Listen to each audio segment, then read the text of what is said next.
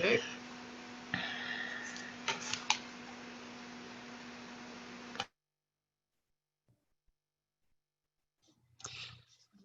Good morning, everyone. Welcome to the Unity Center of West Lynn, Oregon. My name is Jim Lathrop, and I am your service assistant for today. We bless and welcome each one of you. In Unity, we believe each of us dwells in spirit, and each of us is here today by divine appointment. If you are new to Unity or Unity of West Lynn, we invite you to visit our information-filled website, www.worldhealing.org. Again, that's www.worldhealing.org. I will now recite our center's mission, which is the Unity Center is a ministry where people of all ages, backgrounds, and beliefs celebrate the one common spiritual thread that lives in every heart. We're very pleased to have Reverend Julie Applegate with us today, and her message is entitled, Breaking Our Boundaries, Living Beyond Our Limits. Always a good topic. And now Reverend Julie will lead us in our opening prayer.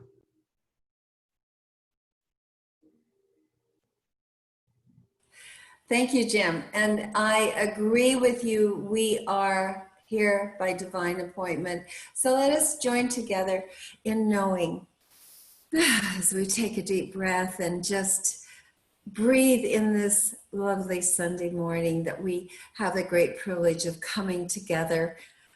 And knowing that as we are here by divine appointment, we also recognize that we are one with that infinite source, that grounded being.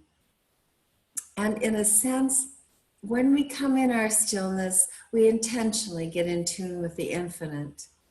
And that infinite is the source of our wisdom and intelligence and guidance.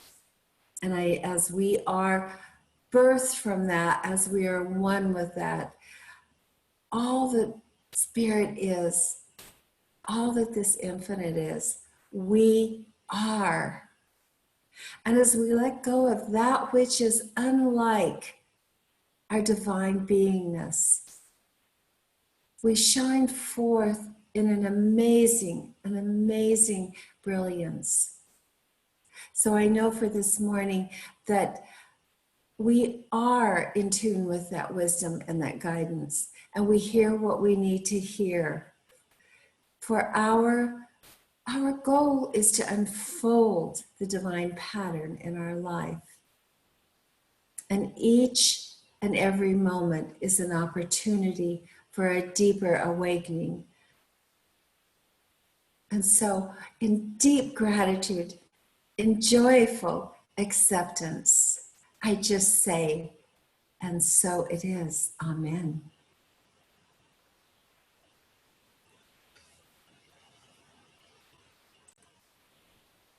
Thank you, Reverend Julie. And now for some music.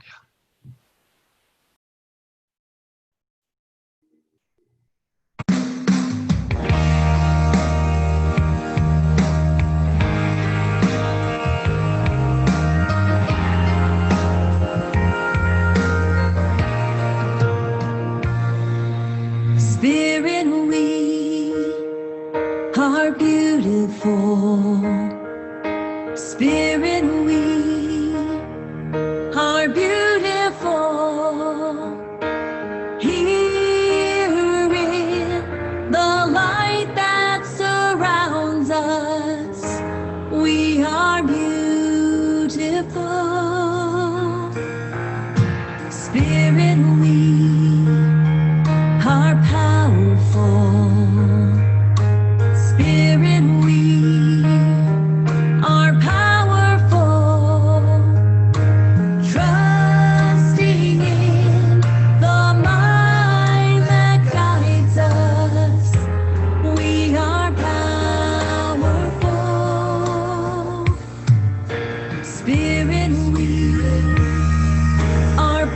bountiful.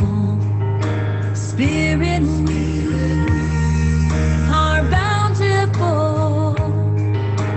Thank you for the life that sustains us. We are bountiful.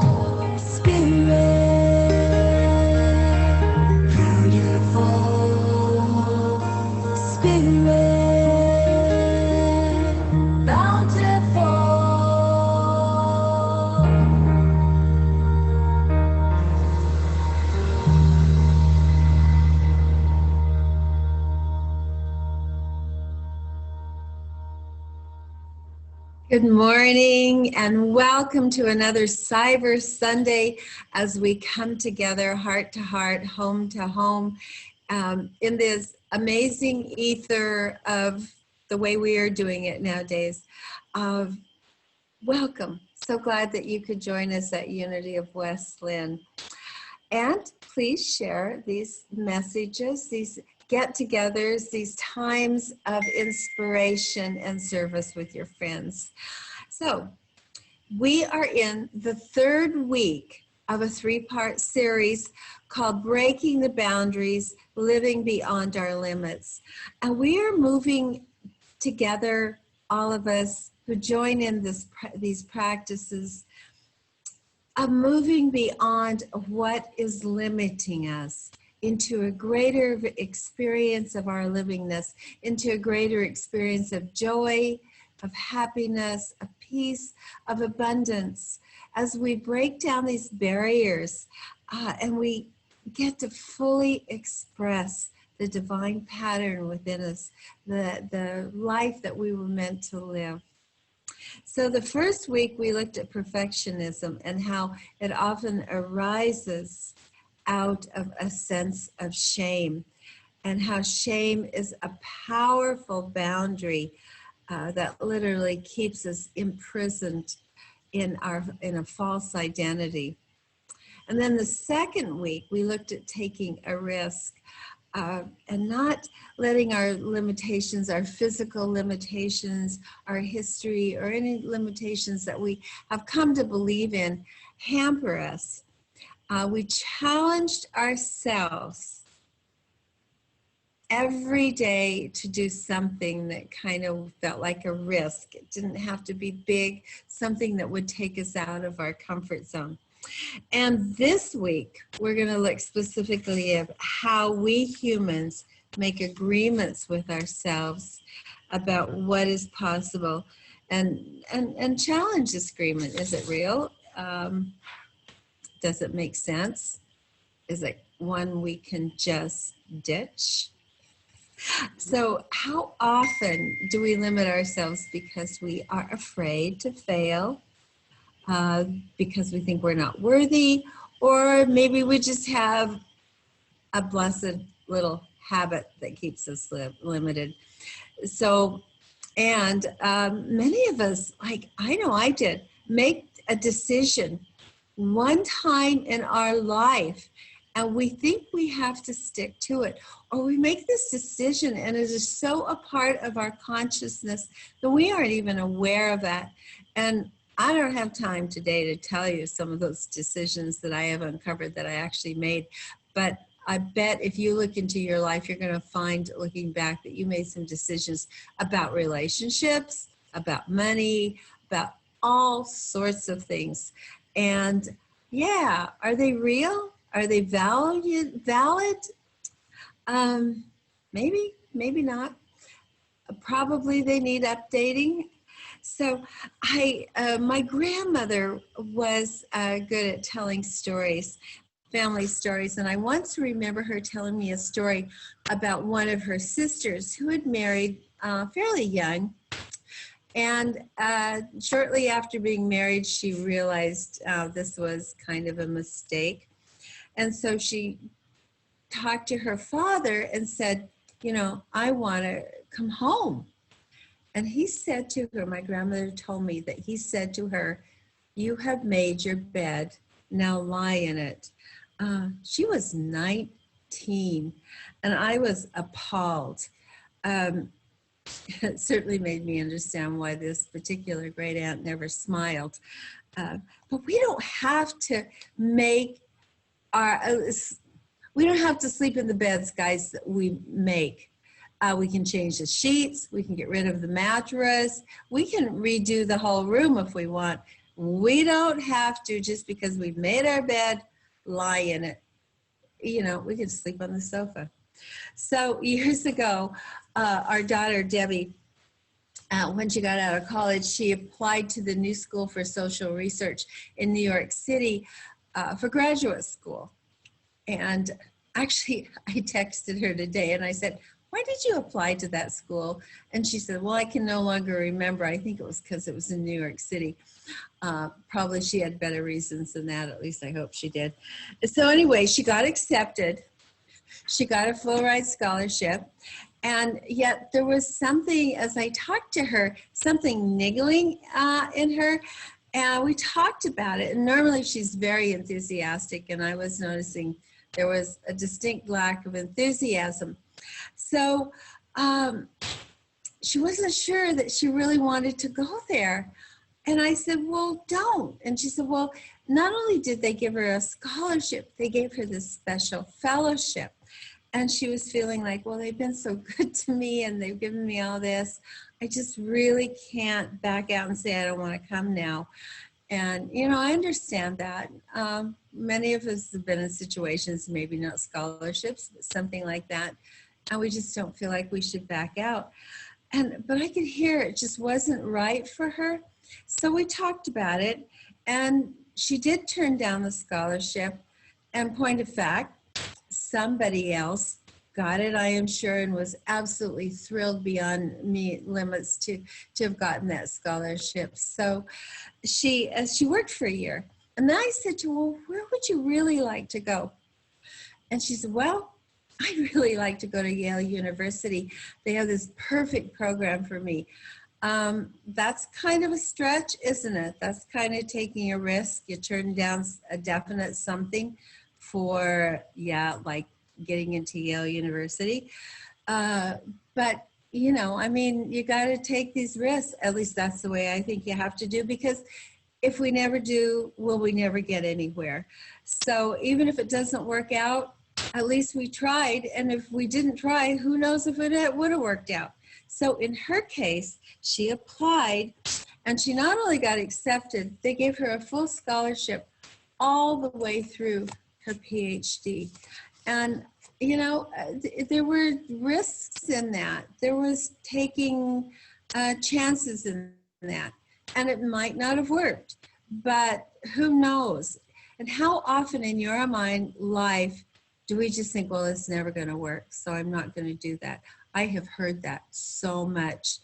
I really don't like to hear it, guys. And now probably none of you guys are going to say that to me, are you? You want to, I shouldn't say that, but so we really don't have to lie in the bed that we made.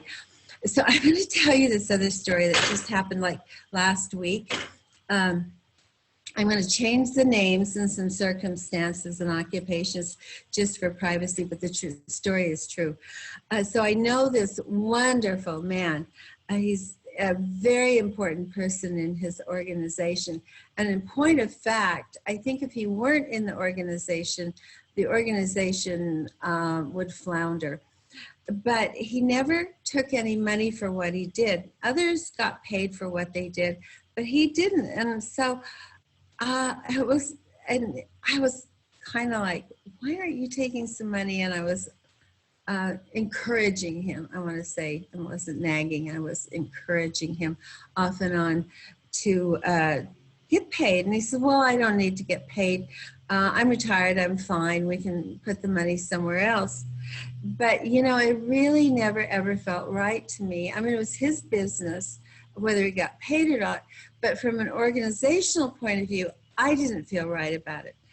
So we had the opportunity to express our opinions to the group and to the board of directors. And so one day I just said, I would like the board of directors to put this on their agenda, to pay this individual at least X amount of dollars a month. And they were thrilled to do that because they felt the same way I did. And indeed, they voted to pay him. So, it didn't matter to me, you know, he has to make his own decisions about what he accepts or not accept.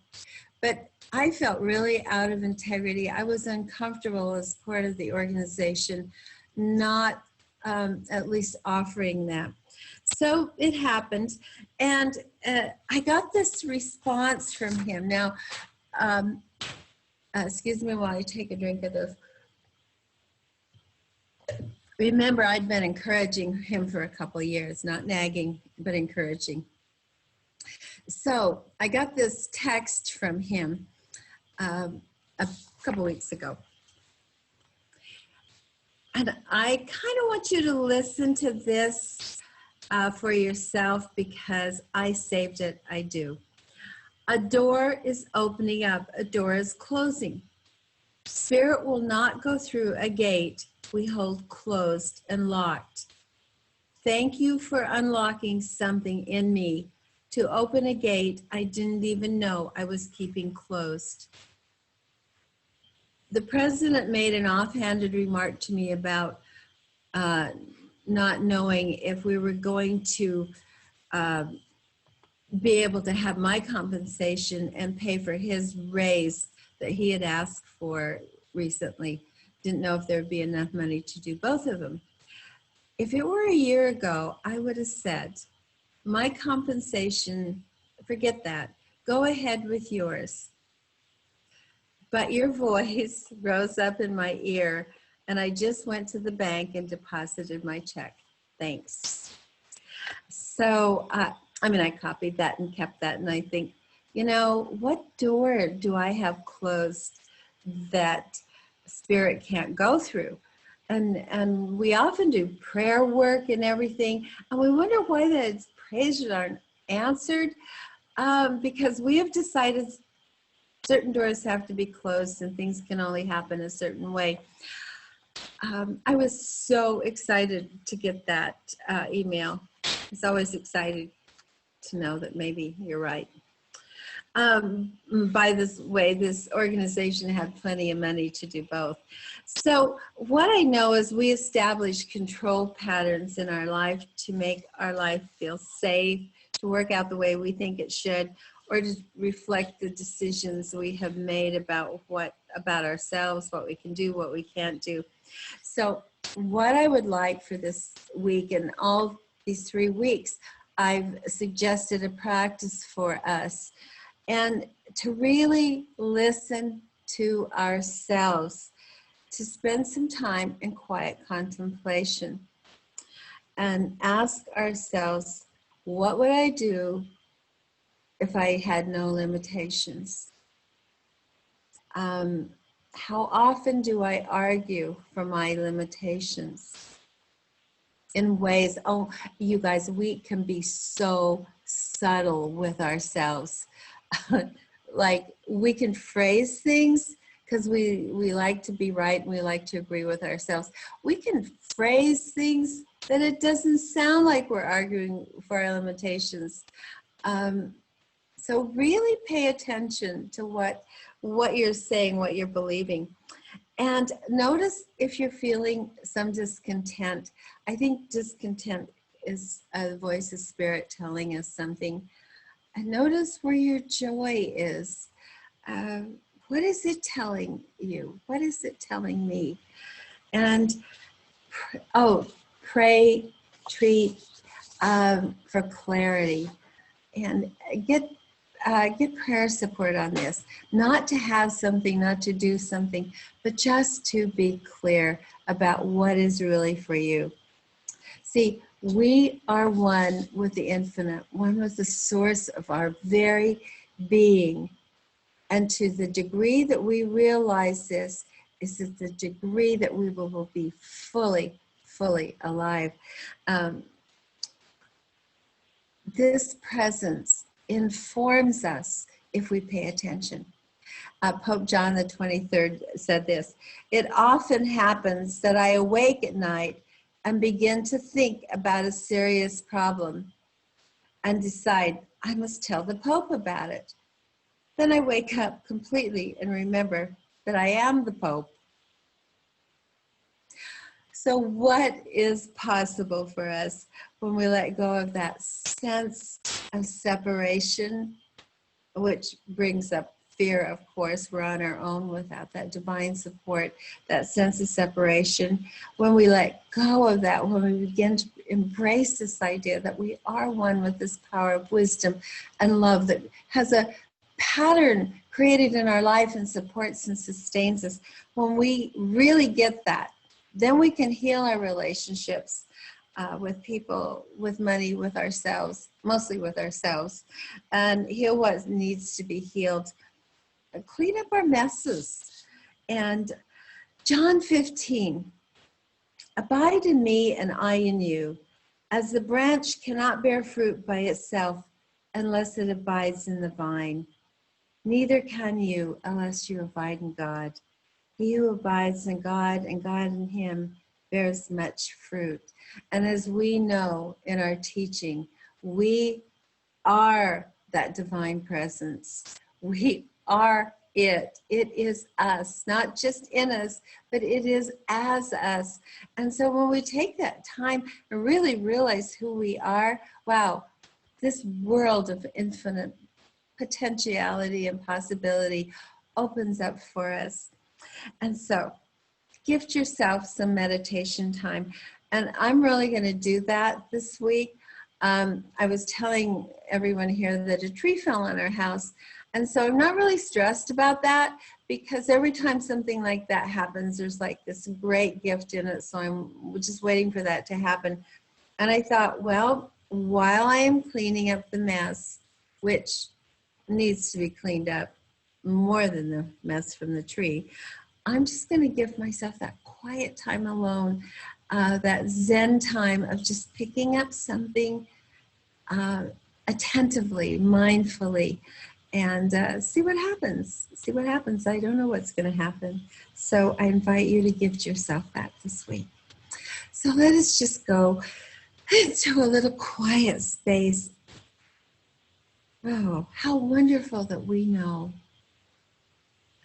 that that presence of wisdom and love is as us. There is good for us, and we should have it. It's available now as we break through those boundaries, those self-created boundaries, or those self-boundaries that we have believed that are not true. That we specifically let go of the boundary of belief that we are separated from the divine life, from God, from spirit, from source, from the infinite. And let God be God in us. Let it express the divine fullness, the pattern of our life that was meant to be, and embrace the joy. And I say this with enthusiasm and expectation. And so it is. Amen.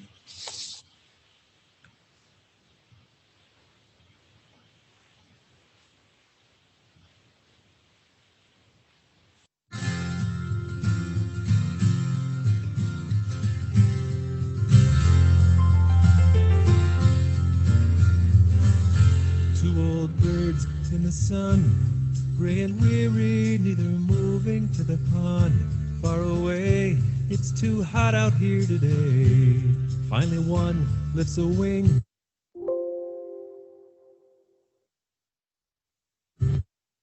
but the other says, too tired, I'll just sit where I am. It's too difficult to fly, I don't think I can. Come along, says the first. If you want to quench your thirst, you've got to move. Shift around, put your beacon to the ground. Bit by bit, closer still, it's just a matter of the will. Side by side, step by step, come ride the wind up to the water and get wet. And if you can't fly, you can run. If you can't run, you can walk. If you can't walk, you can crawl. That's the beauty of it all. You can crawl, you can roll. Keep your eyes upon your goal. You have your place in the flock. If you can't roll, then you can rock.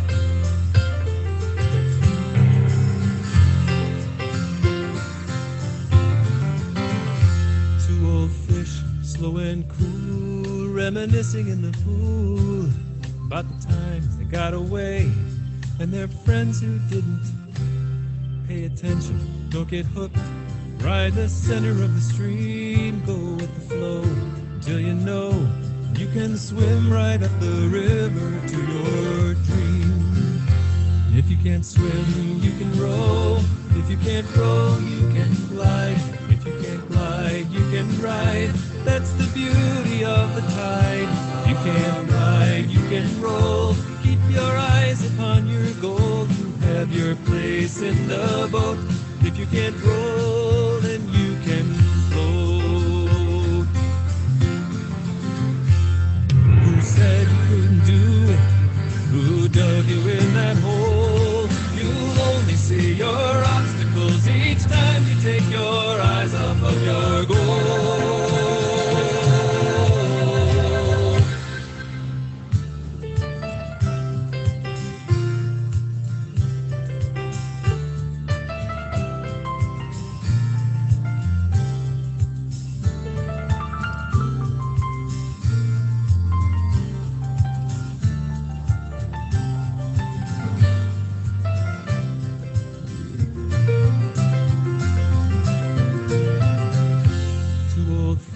Sitting round, sometimes birds and sometimes fishes, sometimes running all aground in the gaggles of big wishes, belly flopping on the pond, stumbling, wobbling on and on. Take a step every day and pretty soon you've climbed the mountains in your way. And if you can't fly, you can run. If you can't run, you can walk. If you can't walk, you can crawl. That's the beauty of it all. You can't crawl, you can roll. Keep your eyes upon your goal. You have your place in the flock. If you can't roll, then you can fly, you can run. If you can't run, you can walk. If you can't walk, you can crawl. That's the beauty of it all. You can't crawl, you can roll. Keep your eyes upon your goal. You have your place in the flock. If you can't roll, then you can. If you can't roll, then you can. If you can't roll, then you can. If you can't roll, then you can run.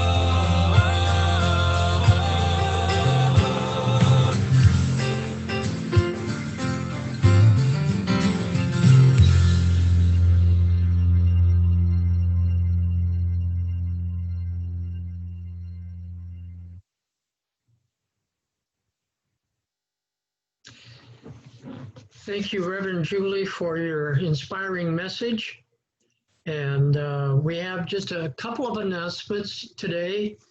After the service, immediately after the service, those of you who wish to put your 2 cents worth into the topic of changing the service time, you know, whether it's 10 o'clock or 11 o'clock, or you want to compromise and it's 10:30, you can voice your opinion, and we will accede by the wishes of the majority.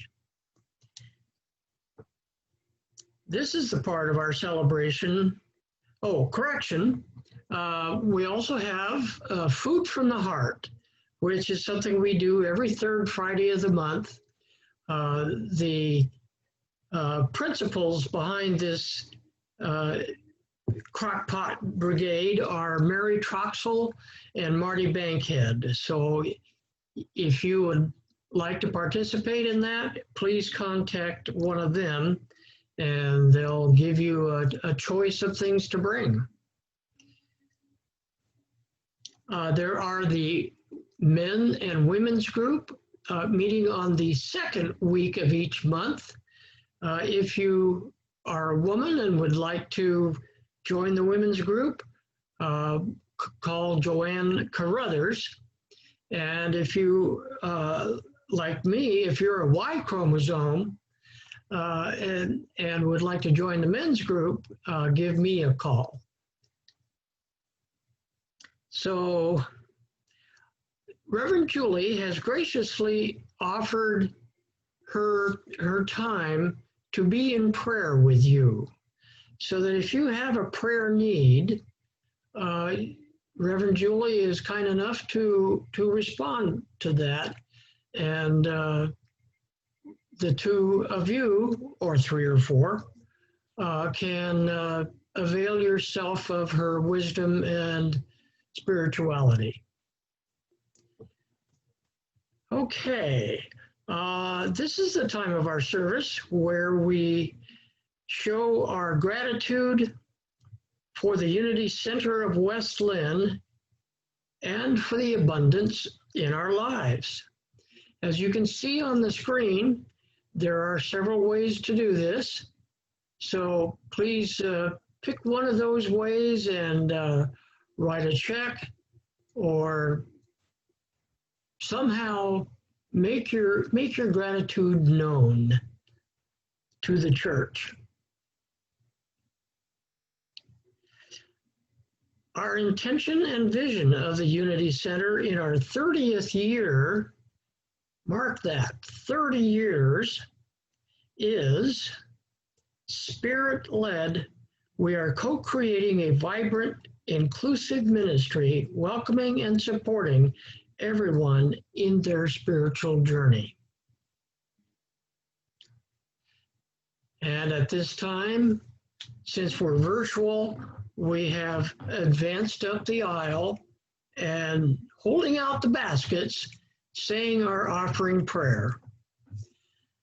God's love in me blesses and multiplies all that I am, all that I give, and all that I receive. Thank you.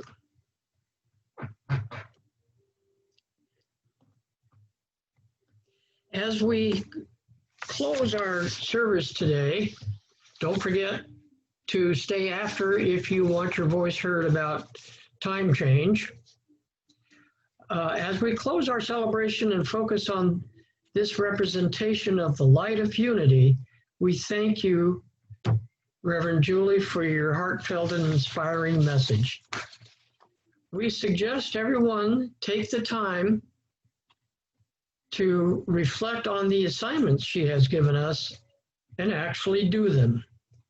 As you do, notice how her key ideas enrich and deepen your life. So with that, we will move to our peace song. If we can put that up.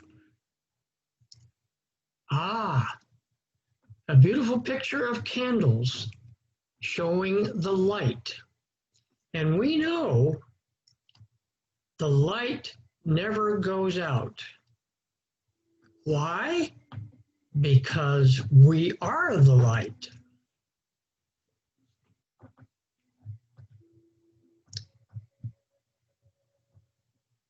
Our prayer of transformation, the light of God is in us. The love of God moves through us, and the power of God transforms us. The presence of God is who we are. Wherever we go, God is, and all is well.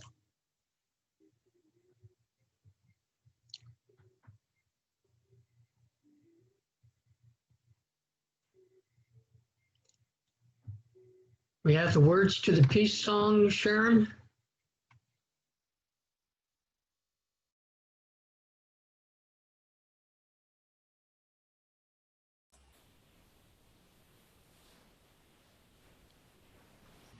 All right, the peace song. Follow along if you wish. Let there be peace on earth and let it